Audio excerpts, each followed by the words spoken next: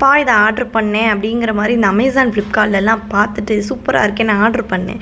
ஆனால் உண்மையிலே பார்க்க சூப்பராக தான் இருந்துச்சு. ஆனால் அதை என்னென்னு நம்ம ஒட்டி பார்க்கும்போது தான் தெரிஞ்சு அதோட சுயரூபம் என்ன என்று. நாங்கள் இதை ஒட்டணும் பிச்சோம், பாதியை வேஸ்ட் ஆகணும், பாதிக்கு பாதி வேஸ்ட்டு. ஏன்னா அந்த ஸ்டிக்கர் பிரிக்கவே விடலை. ஆனால் உண்மையிலேயே சூப்பரான ப்ராடக்ட் தான். அங்கே ஒட்டினதுக்கப்புறம் செம்மையாக இருந்துச்சு. ஆனால் அதை கையில் ஒட்டிடுச்சுன்னா போதும், கையோடு அப்படியே வந்துடுது. ஸ்கின்னில் ஒட்டினா ஸ்கின் அப்படியே மாட்டிக்குது. அதுக்கப்புறம் இதை பிரிக்கிறதுக்கு ஒரு 4 பேர் தேவைப்படுறாங்க.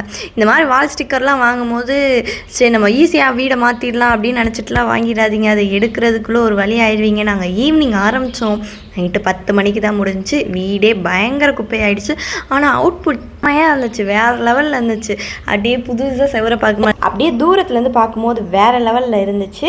நீங்கள் கஷ்டப்பட்டாலும் பரவாயில்ல, நான் ஒட்டிடுவேன் அப்படின்னு நினச்சி வாங்கினீங்கன்னா இது உங்களுக்கு சூப்பராக இருக்கும். ஆனால் இல்லை இப்படிலாம் வேண்டாம்னா வாங்காதீங்க.